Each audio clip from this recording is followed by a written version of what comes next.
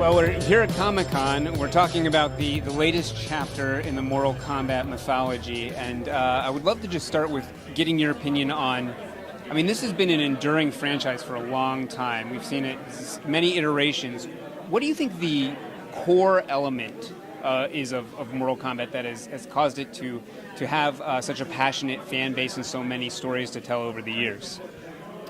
I think the core element is the fact that with each game that we introduce, it doesn't just feel like the previous game. You know, we're always introducing a new gameplay feature, story twist, new characters. There's always something new that kind of separates each game from all the other ones. To me, that newness, that players have kind of like, they know they're going to get something new. Sure. And to me, that's kind of the foundation of why it's done as well as it has. So for this one, what would you say is the new thing that makes it stand out from the other chapters that have come before? There's many new things actually with this game. Story-wise, it's the kind of, it literally starts with a big bang that Liu Kang is creating. Brand new universe, brand new story with characters that you're familiar with, Scorpion, Sub-Zero, Raiden, etc., but completely different roles, right? And so everybody knows Scorpion and Sub-Zero as the adversaries who want to kill each other. There's this long history. Now they're brothers, right? So they have a completely different thing. Liu Kang has always been the kind of common man guy. Now he's the god, and Raiden, who was the god before, is the common man, right? So again, all these different stories, and then the gameplay wise as well. So we're restarting it. All the features we had in Mortal Kombat 11, we're starting from scratch. We're wiping that clean. So we have this new feature called Cameo Fighters. That's also brand new. All of those things is really the reason when everybody says, why are you calling it Mortal Kombat 1? That's the reason, right? Well, excellent. We're very excited about it. Thank you so much for taking some time to talk with us. I appreciate it. Thanks. Excellent.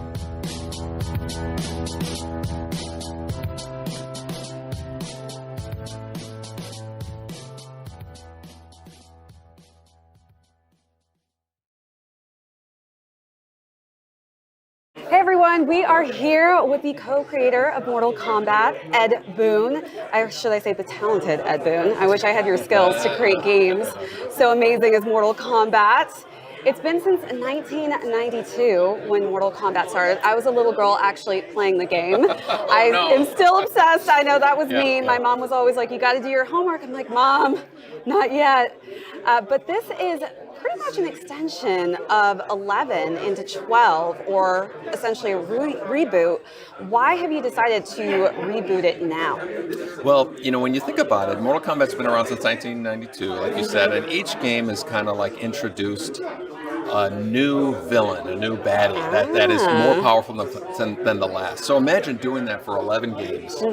At some point we felt, okay, we've really kind of reached our peak of how evil and powerful a villain can be. So we wiped the slate clean. This game starts with a literal big bang that is Liu Kang creating a new universe. So imagine characters that you know, Scorpion, Sub-Zero, Raiden, told in a brand new story with different relationships with each other. So Scorpion and Sub-Zero before were ninjas trying to kill each other. Now they're brothers, right? Oh. And so other relations. So imagine, you know, Liu Kang was a common man and Raiden was a thunder god. They're switching places. Liu Kang is the god and Raiden is the common man. So imagine that with all the characters, a brand new story told from the ground up. That's why we're calling it Mortal Kombat 1, because it's the absolute. You're keeping us on our toes, basically, right? Yeah. I'm really excited. I already saw the preview. The game looks insane. It's so realistic. Beyond the Mortal Kombat franchise, as well as the Injustice fighting games, are you looking at branching out from that? We always are. I think. I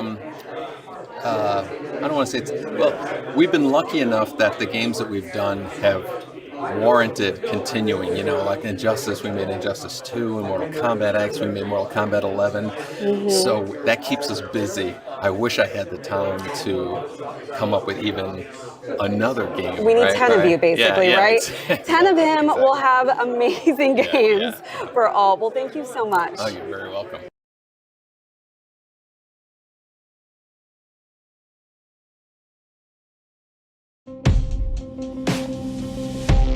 We're here at San Diego Comic-Con 2023 to talk about Mortal Kombat 1 with Ed Boon and Kelly Hu. Welcome.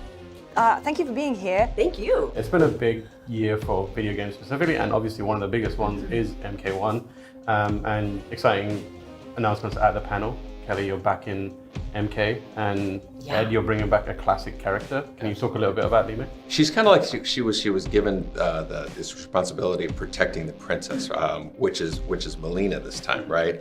And there's this disease that Melina and Baraka have, and so a lot of the what's gone wrong was on Li Mei's watch, and so she's kind of like trying to fix and keep everything together. There's other characters that she has a relationship with, Tanya and Katana. So it's a great combination. The Li Mei, Katana, Tanya, Melina, that relationship. And you're also bringing back a bunch of characters that you mentioned there, like Tanya. What was it like taking these characters that you have worked with and remixing them in this new era of Mortal Kombat? And how does that feel for you, hitting the big reset button? Yeah, that's the big part of the fun of this game is we're taking characters that have been around for, decades in a lot of cases. Some of them we haven't seen in over a decade. Li Mei, for instance, is a lot of people have been asking to see her return. And so she has a big role in this game. And, but retelling the story with these characters in a completely different context. So Liu Kang and Raiden have literally swapped places. Liu Kang is the god, and Raiden is the more of like the common man. And Sub-Zero and Scorpion, who used to want to be killing each other all the time, are now brothers, right? And so, to me, that's what's one of the most exciting things is this reset and this retelling of a Mortal Kombat story with characters but in completely different situations. Yeah, and you mentioned Baraka as well as coming back. Those are the key kind of Mortal Kombat faces, but you made some other big announcements about guest characters, which are very exciting. I don't know if you know about this, Kelly. But, I know nothing. You tell me. This is very exciting for all of us, including you. Do you want to talk about the three big new arrivals? Yeah, after the game launches, we've always supported it for a long period of time by releasing additional characters, right? And some of them are Mortal Kombat characters, some of them are guest characters. So the three guest characters that we have are Omni-Man, Homelander, and Peacemaker, right? And so they're all in that kind of category of, hyper-violent, comic book-like, superhero characters. They're joining Mortal Kombat characters, Quan Chi, Ermac, and Takeda. And for you, Kelly, obviously you voiced Devora before. Yes. You did Frost, I believe, a bit. What's your connection with Mortal Kombat feeling like now? I don't even play video games, so I do the job, right? And 2 years later, the game will come out, and somebody will hand me a DVD at London Comic-Con, and I don't think I'm in that. And they'll say, no, you are. Yeah. And they'll have to pull it up on their phone and prove it to me. You're one of the biggest characters, you are. She has an amazing range. We have some characters whose a big part of the definition of those characters is how they sound. They have a very peculiar thing. Devora is a great example of it. And so, she's being kind of humble there, but she nailed it right there. Thank you.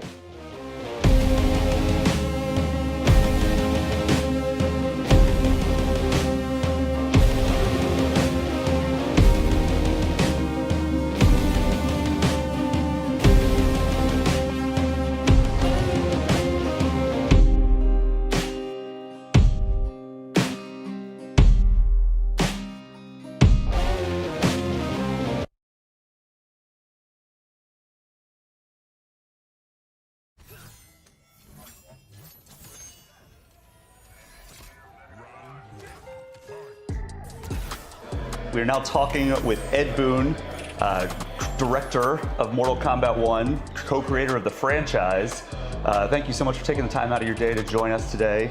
I guess starting first things first, what was the overall concept of what you wanted to do with Mortal Kombat 1 when the project was first getting underway? We really felt that when Mortal Kombat 11 ended, as far as story-wise and as far as the features that we've added, that we were getting the feeling that we wanted it to start over in a number of ways. Story, gameplay, new Unreal, and all that. So there was a massive reboot, and so from that standpoint, everything just started being reinvented as far as all the elements of the game, and that really kind of lended itself to, let's start calling this game Mortal Kombat 1.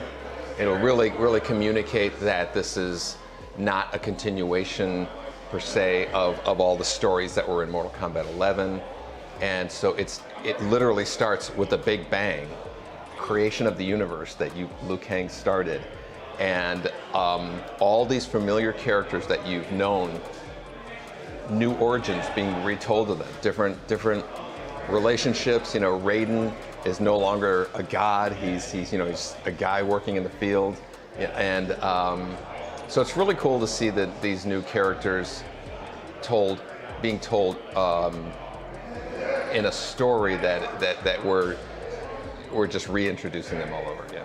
And this isn't the first time you've reintroduced your entire cast of characters. You know, following Armageddon, we got MK1, Exactly, yeah. And now we're doing kind of the reboot, but in a different way, because it seems like Liu Kang still has all the knowledge of what was going on. He's the only one who's nobody carrying else. Everything over. Right. Yeah, and it's interesting you said that, because we kind of, when I look back, we've kind of done that at a high level, like Mortal Kombat 1, 2, and 3, and a little bit of 4 were kind of like contained in themselves. They were the arcade games, and they were the continuing story.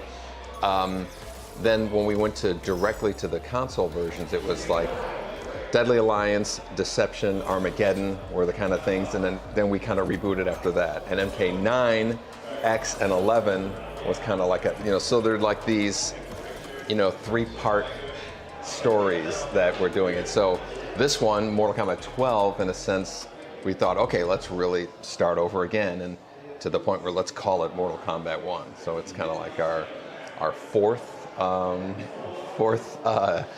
kind of new story to tell. Clean slate. Yeah, exactly. And that's the thing about Mortal Kombat, is like it feels like it's kind of the forerunner of all of these story modes that we're seeing in all the fighting games now. Street Fighter 6 does some cool stuff with story. It was doing it with 5 before that. Tekken is really going in like on the story modes. Why do you think it's so important to have these really like fleshed out story modes? I do feel that as much fun as it is, the main draw with fighting games is playing with your friends or playing somebody online. There is a certain percentage of the audience that is just intimidated by that.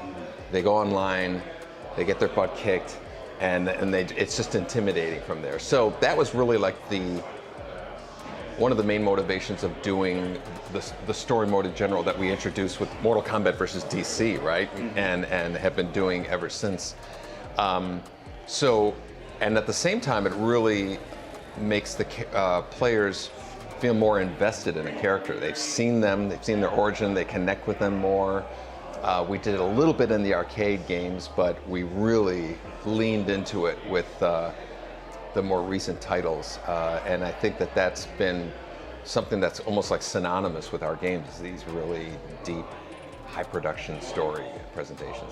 Yeah, and the interesting thing about this is that we have different versions of familiar characters. Like Liu Kang's now the Fire God. Exactly. How do you take these characters and make it so like, oh, this is still the character that I know and love, and it's not like, but it's like a fresh take on them, but it's not like a bridge too far. Like maybe somebody's going to come into it and be like, all right, well, Zombie Liu Kang was just a little bit like too far for me, but Fire God Liu Kang still feels and it seems like a really cool character. Like, how do you balance that against player expectations? Yeah, your description of what it is very accurate. It's familiar characters and a brand new story, brand new introduction, and to me, that balance is, okay, if you see this yellow ninja that you've known all along, he's Scorpion, he's, Sub-Zero and him have had this, terrible, adversarial relationship. Let's twist it up so it's a brand new story. They're brothers, but so you see these characters that you feel comfortable with, but it's a brand new story. And that to me is the balance: is familiar characters, brand new story. It's awesome. And the thing that we're also seeing with familiar characters is the cameo fighters. We're seeing a lot of like classic versions of these characters. Like Sonya Blade looks straight out of MK1 and the original MK1. Yeah. Mortal Kombat 1992. Yes. And so I guess what was the idea? Like, what's the story reason? What was the design reason for having these be like the classic versions of these characters instead of like a modern version? We really consider the cameo characters as kind of outside of the story. That's all. It's all for gameplay mechanic, and it's all for like a novelty factor. Like we really wanted to. We're going to be bringing back some really obscure characters that you haven't seen as cameo characters. That you haven't seen in a long time. That might be impossible to do as a main fighter, and but their appearance and the usefulness that they are in the fighting mechanic is going to be huge. And I'm really excited about that mix of, you know, your story roster characters, those are the main fighters, and then the cameo characters are kind of like the nostalgia, novelty, you know, old memories of Mortal Kombat kind of brought into the mix. And how do you go about, like, 'cause, you know, balancing a fighting game roster? I can't even imagine how difficult that is to make sure one character isn't super powerful, one character super useless. They all kind of rock, paper, scissors each other in certain ways. And then you add like cameo fighters. How do you make sure that Kano's not super overpowered, or like there's some exploit where you can have like the timing of his cannonball and like what is that process like now? Well, a lot of the process is a ton of work from our QA department. They've uncovered an unbelievable amount of things that we need to address. But then we also kind of fly in like these pro players, the ones who have been winning Evos and combo breakers and all of those fighting game tournaments, and get their hands on it as early as possible to let them, you know, tear it apart and basically, you know, show all of the areas that we need to kind of balance and do work on. When you look at like kind of the state of fighting games in 2023, like how do you, like it seems like we're having kind of another renaissance. Like you look at back in like MK9 and Street Fighter 4 coming out around the same time, like that seemed like it kicked off like a 2D fighting renaissance. And now it seems like we're kind of like, all right, we have Tekken 8 coming, we just got Street Fighter 6, we have a whole bunch of other great fighting games that look amazing. Like how do you assess the state of the genre right now? To me, it's like, you know, it's like you know, the planets circling the sun. Like every once in a while they just line up, right? Like I don't think I ever can remember a major entry from Mortal Kombat, Street Fighter, and Tekken all within this window, right? Mm-hmm. And so this is really a special time with it. I can't wait to play Street Fighter. I don't have time at the moment, but I'm very much looking forward to playing both those games. And it's just a great time to be a fighting game fan. Absolutely. And this game coming to new gen consoles, but also Switch, which sometimes the Switch gets left in the dust with a lot of these franchises. Yeah. Were there any concessions that needed to be made? Like the game looks great playing on a PS5 like we just did, but like how is this game going to run on Switch? Well, the developer that we've worked with they did Mortal Kombat 11 on the Switch for us. And so they know our systems, they know areas where we can make you know, adjustments to accommodate the different hardware and all that stuff. So we're in a constant process of, you know, negotiating of like, okay, if we, you know, we can take this away and then it'll run at frame rate. We really needed to run at 60 frames a second, you know, all these characters on the screen at the same time. So it's it's definitely a challenge, but we're very excited with you know, the direction it's going so far. And do you think that it is going to be local? It's not going to be like a cloud version or anything like that? Oh yeah, it'll be local. Yeah, okay, great. I mean, we've seen a lot of developers take the cloud route. It feels like it's just going to play it on PS5 instead. Yeah, you know, exactly. And in terms of like kind of getting these characters into the game, you know, now we kind of the cameo fighters do their fatalities as well. Yeah. Is there a favorite classic fatality that you have that, like, whether it's in MK1 or not, like just an overall favorite classic fatality? I'm trying to see if I'm going to be like, you know, revealing something that I shouldn't. There's a number of the classic fatalities. You know, Sub-Zero's. You know, I think the spine rip one is the one that's become synonymous with the first Mortal Kombat game. And you know, so seeing, you know, updated versions of these kind of classic ones is always, to me, is part of the fun, the novelty of that. You know, Sonya blowing the kiss, Sub-Zero doing the and so. Most, if not all, of the cameos will have that nostalgic fatality. You saw Jax getting big and doing stuff there. Yeah, so. And like that's the thing about Mortal Kombat in general, is it's still going strong, like, more than 30 years later, and it's still a relevant fighting franchise, still one of the top fighting franchises out there. Yeah, it's crazy to me. 30 years, and you know, the crazy thing about it to me is also is 9, X, and 11. You know, 9 was the biggest selling one, then 10 broke that record, then 11 broke, you know, so, you know, it puts a lot of pressure on this game, but you know, to me, I don't know how many franchises, their last entries, you know, several entries are the biggest ones. So that's pretty cool. And I guess, like, how do you even like continue to one up the story each time? Like, I mean, literally, spoiler alert for MK11, the universe ended. Like we had a game called Armageddon where that timeline basically came to an end. Everybody died canonically. So how do you continue that and like make it so like you can kind of return to the grounded root while also keep building upon it? Between revenants and different realms and time jumps, deaths in Mortal Kombat don't necessarily mean you're never going to see that character again. They're big deals, but it's not like, you know, well, I'm never going to see Liu Kang again, right? You know, we've seen him return, so it's just a lot of fun though in terms of just, you know, just let's tell this story, let's tell that story. So. And are you taking any inspiration from the movie now? Because, like, you know, the movie seemed like it was fairly successful.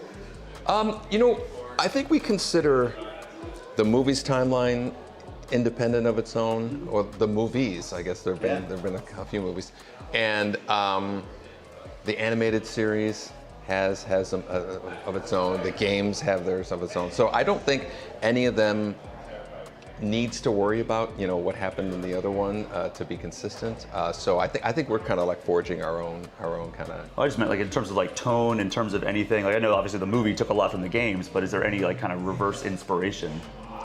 Yeah, there certainly were some moments that I thought were great, and I don't know if they directly affected like the decisions that we've made, but I thought all of them, certainly the more recent movies and the animated features as well have had some great moments that we'd be like, oh, that would be cool if we did that. So I always loved how Sub-Zero in the most recent live action film almost seemed like an 80s horror movie villain where he's just like a slasher, just kind of you see him walking off, just like, oh, we gotta get the hell out of here. And he's walking and he's keeping up with so it. menacing. That was one of the great successes of that movie, I thought. But yeah, I thank you so much for joining us for this conversation. MK1 feels and it looks great in motion. Like I can't wait to play more of it and see how this roster fills out. Also, I'm a big fan of like the classic characters, so I'm like really like crossing my fingers on a couple of those characters. Thanks. Yeah, we appreciate you checking the game out. So. Yeah, absolutely. Thank you so much, and have a great rest of your Summer Game Fest. Thanks, man.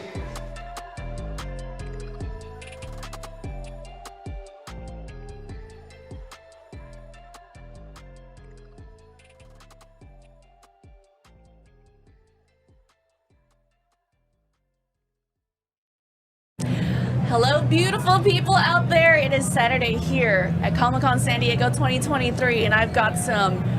I feel like this should be, you know, like they have the president and vice president fly in different planes. You know, like we need to do that with you guys because we got some important people here, man. We got Robert Kirkman back again. But Robert Kirkman. I just want to say for the record, I'm definitely the vice president. Yeah. Who is the reason why we were here? Co-founder of Skybound, the mastermind behind Walking Dead, the mastermind behind Invincible, and so many incredible things. And of course, but then of course, we also have the Ed Boon himself.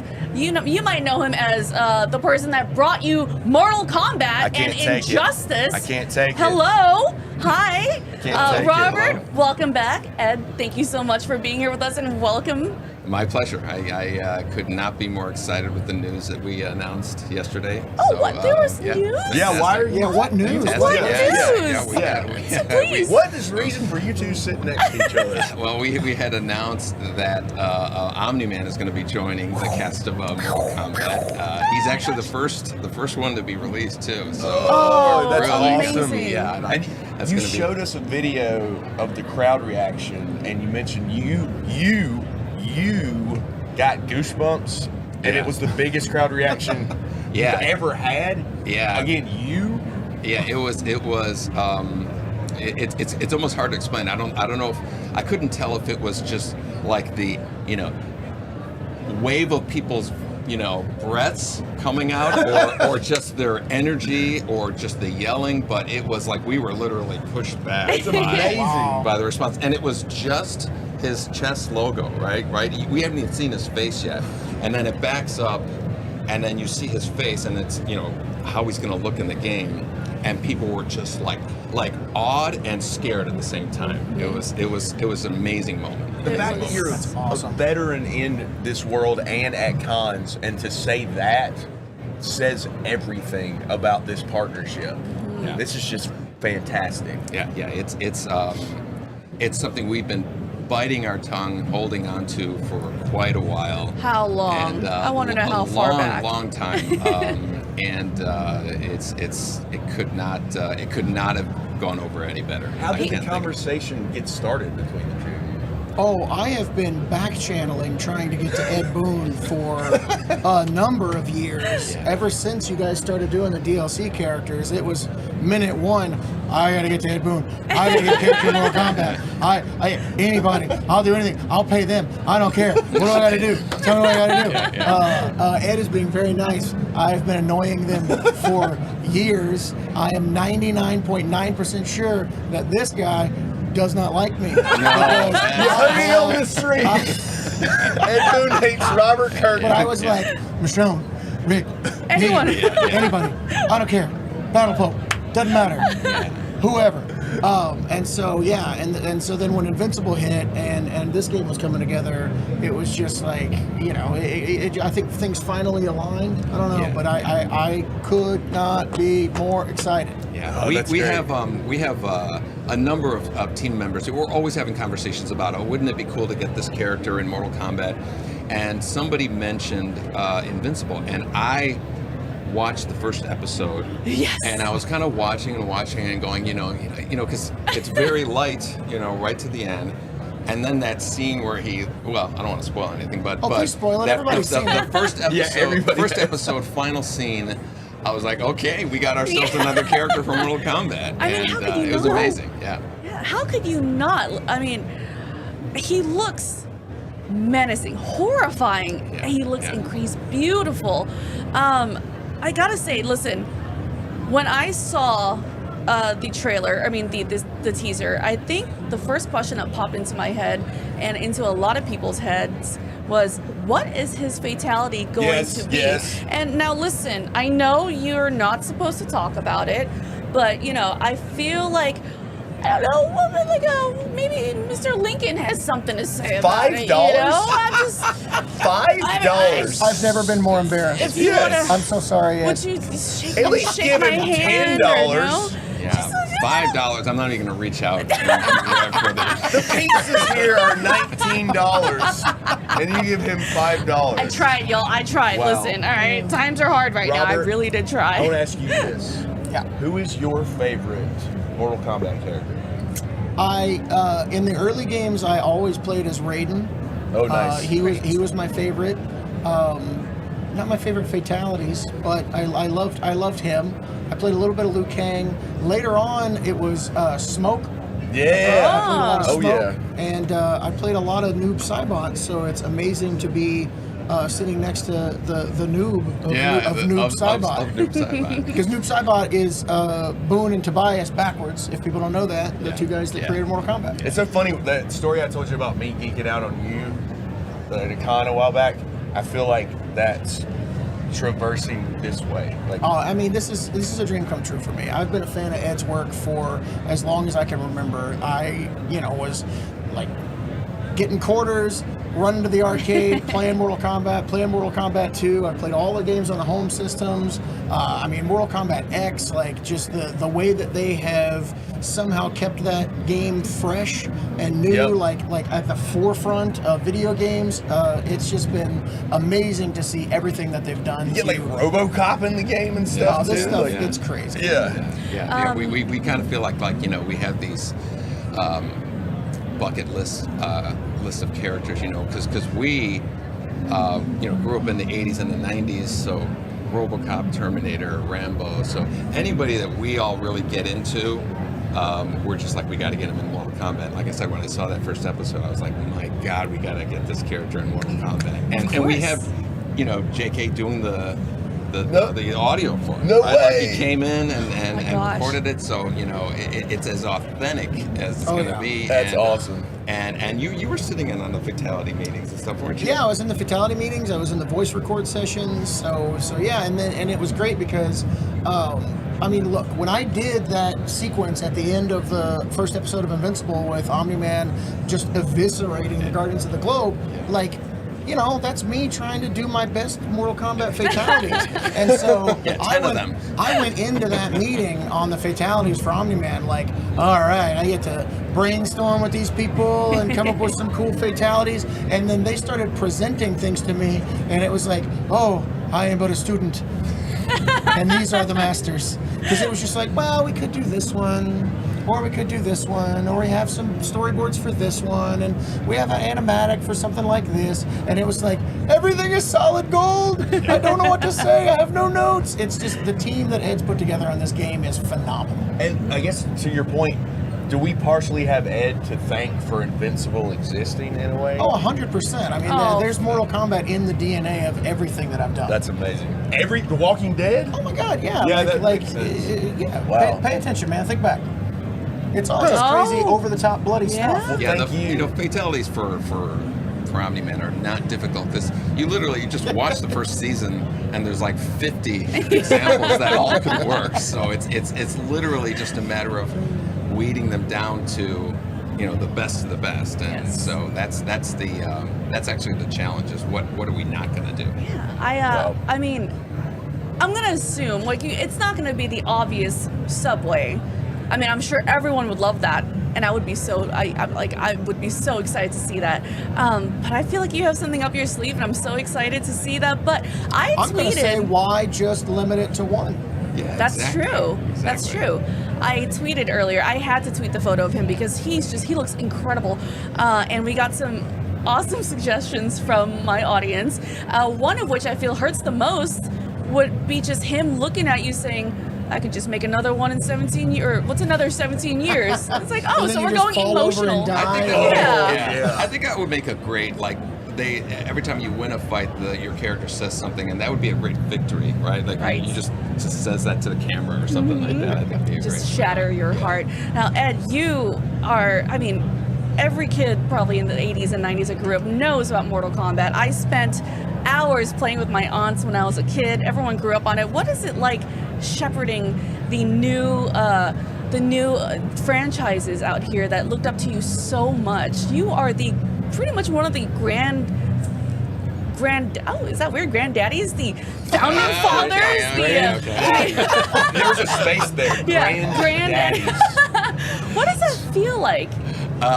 It feels like a bit of a, I don't want to say an obligation, but we certainly feel like a duty to live up to the expectations of it. And now Mortal Kombat, part of what Mortal Kombat is who's going to be guest starring, because we've been doing that for about 4 games now, right? And so it's going to be who's going to be guest star. So part of what we want to deliver is hard-hitting, oh my God, how perfect for Mortal Kombat. And that's a lot of what kind of drove Omni-Man getting in there and stuff. But it's an obligation, and it's a lot of excitement. Keep in mind the first game was 4 people who did the whole game.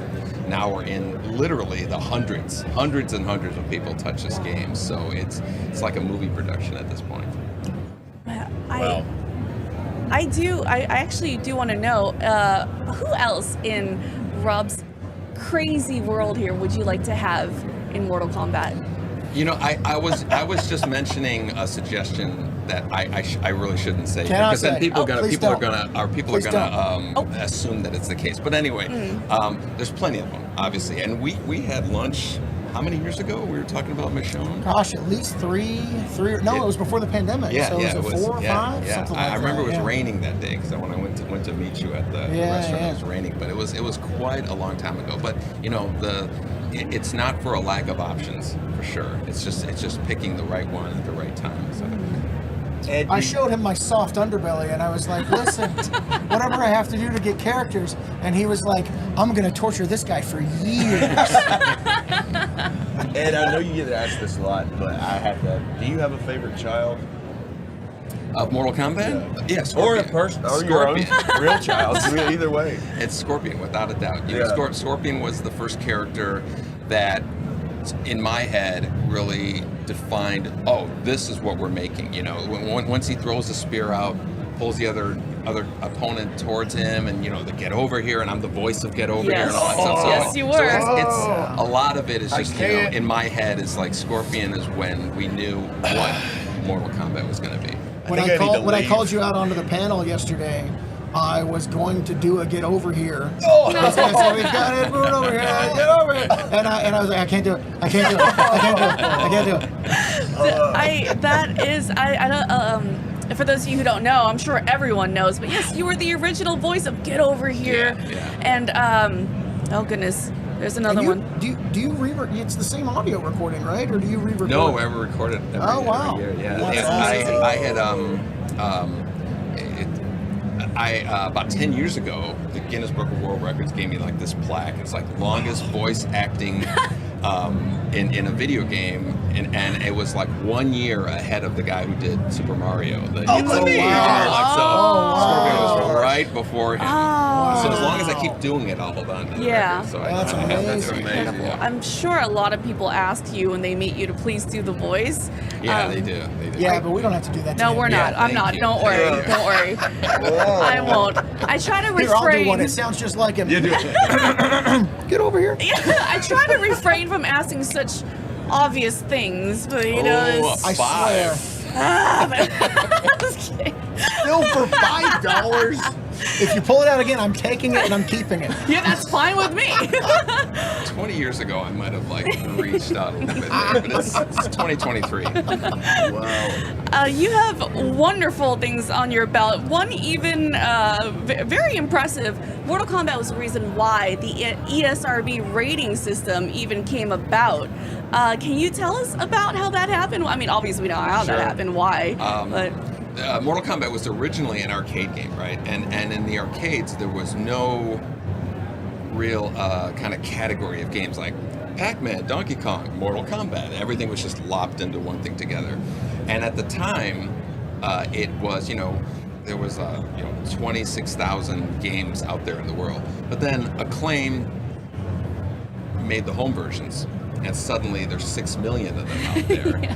And that's when people were like, what is this game doing? And that kind of prompted, just like movies, and movies have rated R movies, music, CDs. I don't know how many people remember CDs. They had like explicit lyrics were Right. written on there. And so all these forms of entertainment had categories of, but video games did not.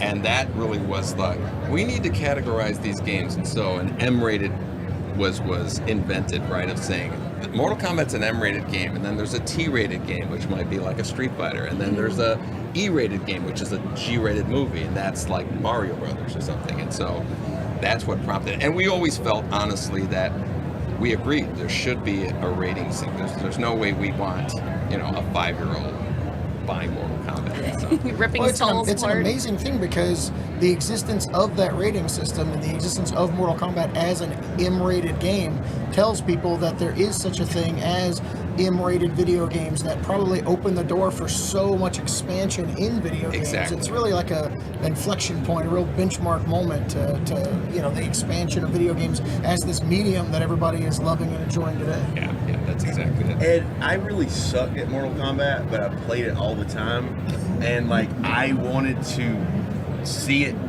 especially the first game. I wanted to see it to the end. So I'm at where do the cheat codes come into play in preparation? The cheat codes were the home ones. It was all about the blood, right? And so, you know, the Genesis version had Abacab, and that would unlock the bloody version of the game. But Mortal Kombat in the arcades also, a big part, what I feel was associated with was mystery. Like we had this mystery character, Reptile, and we didn't put my favorite. any instructions on how to do it, and all the fatalities. We never documented how to do it. It was just, we threw it out there and everybody had to kind of figure it out for themselves. And though that got conversations going, and that got people lying about, oh, I saw this and it never happened, and we never denied it when somebody lied. So it just kind of got on a life of its own as far as like the whole mystery part of Mortal Kombat. Do you remember what was involved in the first, like, finding Reptile? You had to beat a certain person on the pit level in a certain way in a certain area? Yeah, it was like you had to be on the pit, somebody had to be flying by the moon, like the Witch or Santa Claus or something, and then you had to not use your, I think you had to only beat them with kicks, and then you had to do a flawless victory and a fatality, and then that's what you do. Bring the ring to Mortal. Yeah, And then you everything. fight Reptile in the At the bottom of the pit. Yeah, so crazy. But a question for both of you. When it came to bringing Omni-Man to Mortal Kombat, what did each of you want to make sure that you captured specifically and really put it in the forefront when it came to Omni-Man? Gosh, I mean, I don't know. Working with Ed's team is great because there's like an authenticity to the character of Omni-Man between the way that the voice lines were constructed and the way he's behaving, and they were very clear on, like, you know, we want him punching this way and we want him moving this way, and it's you know, it's interesting because you got a character that can fly, you got a character that's got superpowers, and the amount of care that you guys put into making sure that you got Omni-Man right was just amazing, and you know, as the co-creator of the character, it was just really reassuring to see like that level of detail that you guys were so invested in. So my main thing is I just wanted him to like fit into the Mortal Kombat universe, like in the game, and not muck things up too much, and allow like Mortal Kombat to be its own like awesome, amazing thing, and then have, you know, Omni-Man like kind of fit in there without being too disruptive, and that's something that they're, you know, really good at doing. Yeah. From our perspective, it was getting his look so it's indistinguishable. Like there's Omni-Man, but in our Mortal Kombat art style, right? The kind of as photorealistic looking as possible. And then when you see in that you know, our trailer that we released, you first see him, you really instantly get it. That's Omni-Man from Mortal Kombat. And so we watched the whole season, and every kill we were writing down, making a list of everything that he's done. And for us, like I said, it was just a matter of what is signature Omni-Man. So like there are a number of places, his intro, what he says to the players, his victory, his fatality, his all that stuff is, we just wanted anybody who's seen the show, read the comics, we want to give as many nods to them as possible. It's like, you know, we know what Omni-Man is, you know, and that was our goal. Rob, do you feel like he's been captured perfectly as the man I who feel like he's created been him? captured perfectly, and like this is the first time that anyone has ever seen a three-dimensional photoreal Omni-Man in an official capacity, and it's just absolutely stunning to behold. So yeah, I couldn't be more thrilled with what Ed and his team's been able to do. It's got to be refreshing too, from a perspective where, like, Robert, you have created a company where it's like you're still a part of it and you're still associated with it, instead of going through some giant corporation to get the rights through red tape and having to do all this stuff. So like, it must have been an easier process to approve that than others. Yeah, I mean, that's something that Skybound's all about. Like me as a creator, anyone involved in any of our properties as a creator gets to have a hand in things, gets to, you know, be able to have lunch with Ed Boon and talk directly to him about the possibility of one of my characters, you know, showing up. And, you know, it's having that creator involved, like, brings authenticity and an extra level of care to the project, the same way that Ed is involved in Mortal Kombat. It's absolutely essential to have these creative people involved at that level. That's awesome. Stepping away from Omni-Man for just 1 second, you also introduced Homelander, another terrifying person. Yeah. I mean, the way he floated down in the trailer, I had shivers down my spine. What was it like bringing him onto Mortal Kombat? Well, you know, he's a little bit further down, like, since we released our characters. Well, it's just Omni-Man's here and Homelander's further down. I am obligated to agree. That's the quote I want to get. There's Omni-Man, and then there's Homelander, and then there's Omni-Man, and then there's Homelander. Also, Omni-Man's not a crybaby, you know? And then we just go further down. We start with the best. For Homelander, who's fantastic. I'm very excited. And actually, you know, to your point before, like you said, there's always like hoops we got to jump through to make something like this happen, right? Like you know, it's like we want to represent the character correctly, and so there's kind of feedback. But once both sides want to make it happen, you know, it's not us convincing. Can we please use this character? Once both sides want to make it happen, those things are so minor on the grand scheme of things, and it's more focused on what can we do that's cool? What do we need to do? And then, you guys, what do you need? What, and so that was the absolute experience that we had is how do we make this happen? And then to your point, it's also like going through some corporation, you have a legal team you have to deal with who doesn't care about the IP. They just want to get it all legally cleared. And there's just not a passion for it.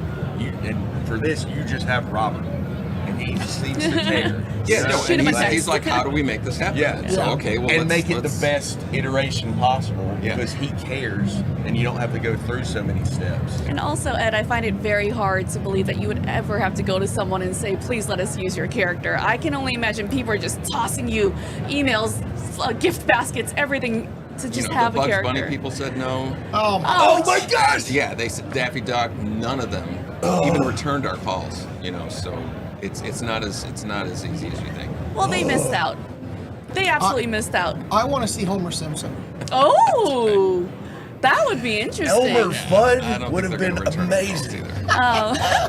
So was the process similar with Omni-Man? Did Anthony Starr come in? Oh, wait. Or Homelander. Homelander for yes. Did he come in to record voices for Homelander also? Well, like I said, we're not as far along as we are. Like right now, our focus is Omni-Man, and just because he's first out the gate, we really want it to be as big of an event. Everybody needs to have to play Omni-Man when he comes out. So that is our absolute drilled focus right now. You hear what he just said? Omni-Man's the focus. I'm hearing it. Yeah. Omni-Man's the focus. And you know what? You absolutely nailed it. And yes, Omni-Man absolutely deserves to be the first and foremost everyone gets to play. So, and then the other crybaby Homelander with the milk thing. We don't care about him. No, they're all gonna be cool. They're all gonna be cool. I think Prime Video would appreciate it if we didn't mention Homelander again. Who? I don't know what you're talking about. Yeah, just forget that ever happened. Ed, since you go to cons a lot, like what kind of stuff besides that panel reaction? What kind of stuff kind of thrills you when you're walking around the floor? I was just talking to somebody about that. I love going to the artist alley. And a lot of times here, there's the movie studios, and they have the movies that's coming on, and the cast is there, and then they have this, it's like an event.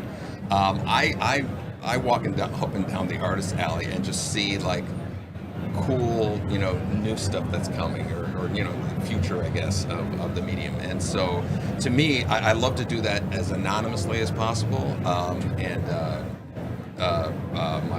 The guy I made Mortal Kombat with, the first one, John Tobias, we're gonna be doing that a little bit later, just kind of walking around. And but I love seeing everything. But to me, that's my favorite part. Yeah, I agree with you. The writers suck.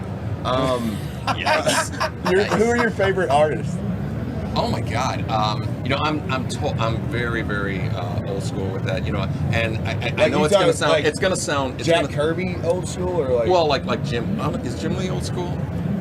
Middle school. I think JimLee doesn't like to hear that he's old school. I mean, I'm the same age as him. I'm the same age as him. So, but I'm a huge fan of Jim Lee. A number of our